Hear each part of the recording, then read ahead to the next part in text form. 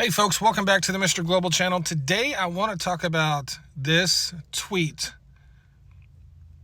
from Eric Swalwell. It's coming to an end. I've spoken to a lot of House Republicans this week, and they've confided that Trump's movement support is fading. As one told me, the Epstein bomb is about to drop, and no one wants to defend a pedo protector. It's just a matter of time.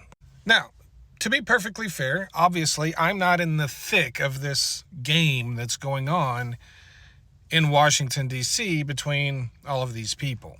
But I will say that if the representative believes what he put in this tweet, which, let's be honest, who knows?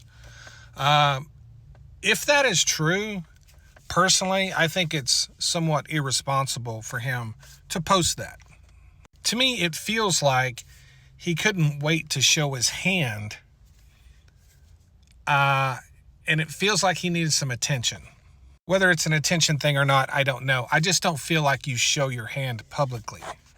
What I'm saying is it's not something that I would have posted, because if this doesn't turn out to be true, it'll be just another example of Democrats saying, hey, we're about to the end, and it, once again, not occurring. It just erodes trust. And I don't quite understand what purpose the tweet serves other than to have people talking about Eric Swalwell's tweet. You know, we live in a time now where people think that they must know everything that's going on in Washington, D.C. They think we must have full transparency. And I, to an extent, agree with that. But you have to understand there are things we shouldn't know. Period. There are things that we should not know and that we do not need to know, because our knowledge of those things is actually damaging. It doesn't help. It doesn't further whatever cause it's talking about. There are absolutely things we should not know. And the American people, for whatever reason, maybe it's a generational thing. When I was young, we understood this and we were fine with it. Now, we think we deserve to know everything. I think that's probably because the trust that we have in our government is so eroded that we want this full transparency. But understanding something, that full transparency comes with a cost. It absolutely does. And of course, if you trusted your government, this wouldn't even be an issue. So I can't really blame the American people for wanting this full transparency. I understand where it's rooted, but at the same time, you have to understand what you're asking for when you want something. As far as whether I believe the tweet or not, it really doesn't matter. And that's the whole sort of topic of the discussion that everyone is having is, you know, all these people believe it, all these people don't. Whether anyone believes or disbelieves the tweet makes absolutely no difference whatsoever. It's either going to happen or it's not. That's the only thing that matters. And if history tells us anything, the odds of it happening aren't that great. And I guess that's because whatever is in these Epstein files, the government's had for a very long time. There's no telling what's been destroyed.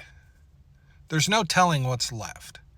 And to suggest that everything that was ever there is still there, to suggest that that's a thing, would be to suggest that someone else has all of this information that they can use against the government.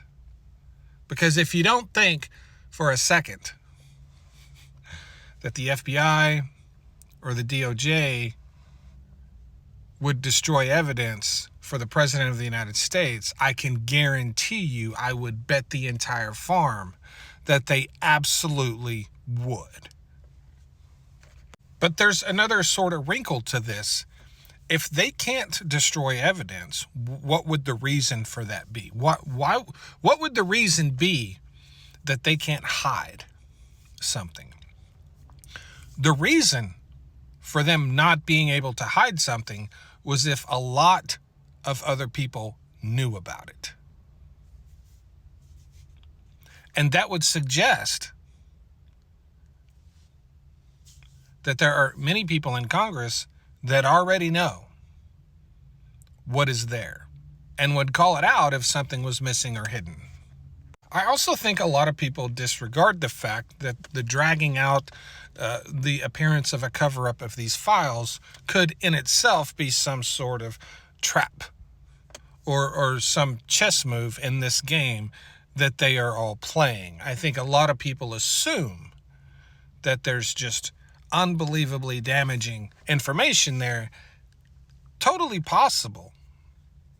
Probably even probable. But how can you assume it's not destroyed? How can you assume we're going to get everything if it ever does come out? Unless you also assume there's a reason some of it wasn't destroyed. With all that being said, and I'm kind of yammering on, I do think that Eric Swalwell's tweet was a sign of weakness. From the outside looking in, it appears to be a sign of weakness. It may not be. It may be some brilliant move that I'm not aware of. But I will say this. Democrats making brilliant moves just doesn't seem to be something that happens very often these days. What do you guys think? Let me know in the comments section. Please like, subscribe, follow. Really appreciate all my new followers. Hope you guys have a great day. Thanks.